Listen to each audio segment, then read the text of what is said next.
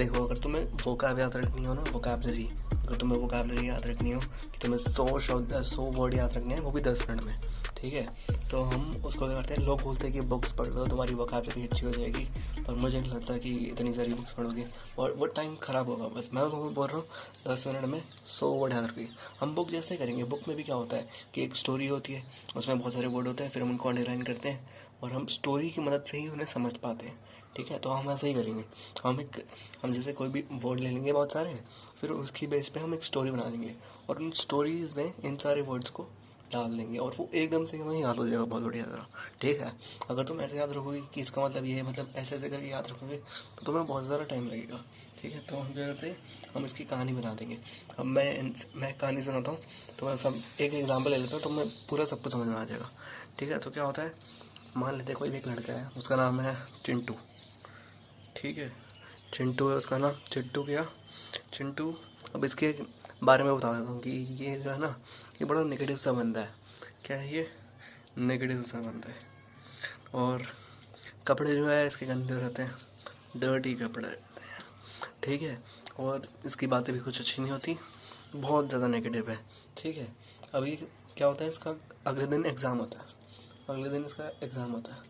अब इसको एग्ज़ाम में कुछ भी नहीं आता, कुछ भी नहीं आता, तो ये क्वेश्चन का कोई भी वर्ड पकड़ता है, उसमें ना पूरी कहानी छेप देता है।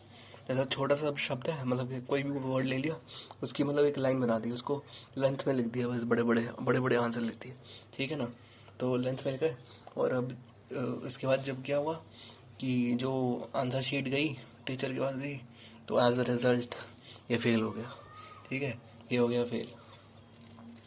फिर बस यही फेल नहीं हुआ, बहुत सारे बच्चे फेल हो गए, कि बहुत सारे बच्चे फेल हो गए कि मतलब बहुत सारे बच्चे फेल हो गए। तो उसकी एक रिपोर्ट गई, उसकी एक रिपोर्ट क्या गई, प्रिंसिपल के पास रिपोर्ट गई। प्रिंसिपल बोल दो, हेड मास्टर बोल दो, कुछ भी, उनके पास रिपोर्ट गई।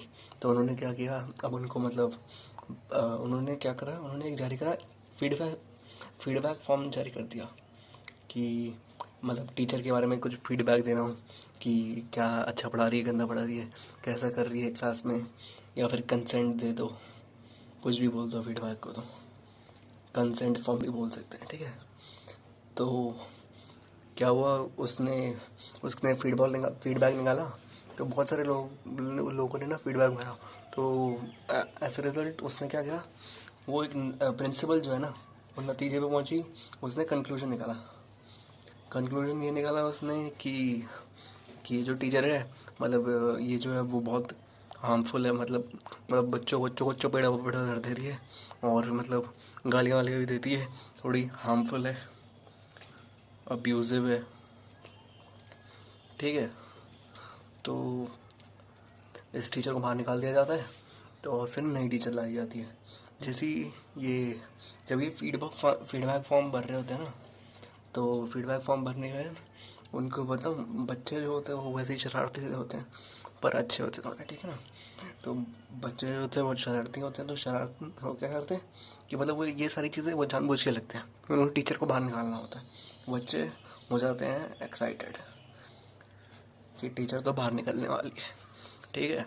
अब जब टीचर बाहर निकलने वाली है, टीचर को बाहर निकाल देते हैं, फिर नई टीचर आती है। नई टीचर जो होती है ना, वो बहुत बढ़िया टीचर होती है, मतलब उसे पढ़ाना होना आता है और वो बच्चों के डाउट वाउट भी बच्चों को मतलब सिखा देती है कि आंसर को शेप कैसे करते हैं, आंसर को कैसे कट शॉर्ट करके लिखना है, शेप कर सकते हैं, या फिर तोड़ मरोड़ के बातों को कैसे लिखना है, ठीक है।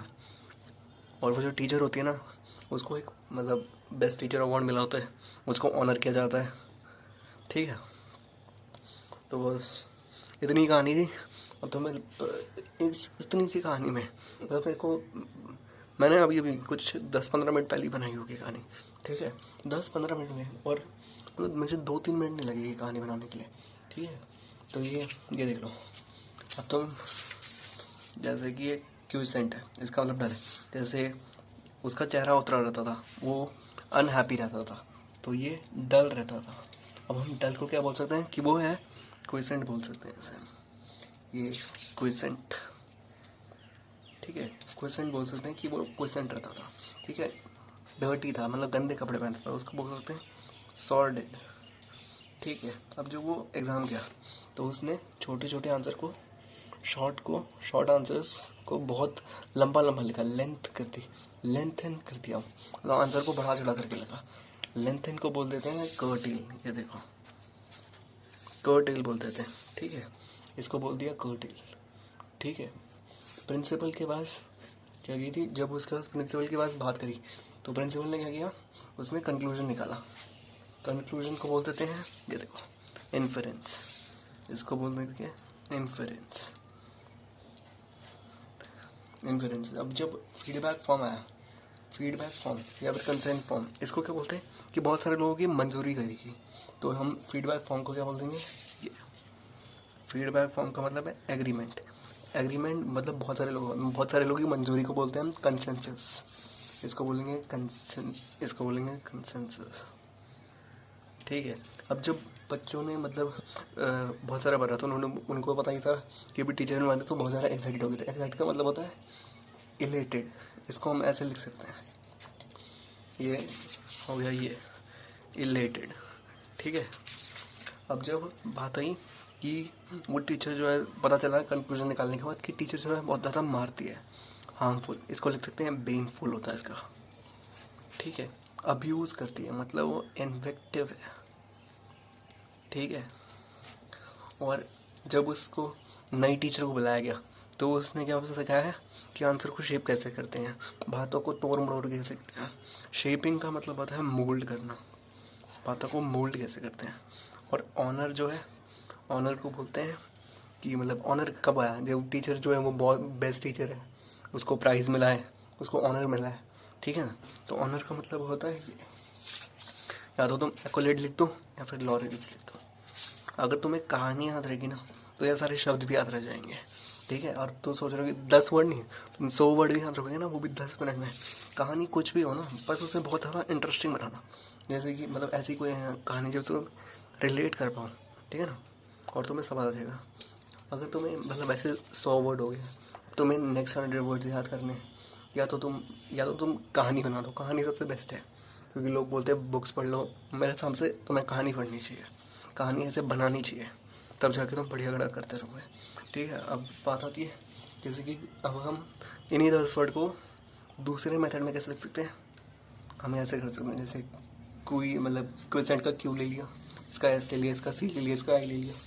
अब इससे ही हम वर्ड बना देंगे क्वीन, सेनोरिटा, क्लास। वो क्वीन सेनोरिटा जो है हमारी क्लास में आई, जो कि आइलैंड में रहती थी, ठीक है ना। ऐसी कुछ भी बना देना, ठीक है। और हमेशा ना लिख लिख के ही ऐसी कहानी बनाना हो जो कि एरो से, क्योंकि स्टोरी बताऊँ सीक्वेंस में होती है, और जब तक तुम सीक्वेंस में नहीं लिखोगे ना तब तक तुम्हें कहानी नहीं आएगी, ठीक है। ऐसे तुम याद कर सकते हो। चलो बस अब तक के लिए इतना, थैंक यू।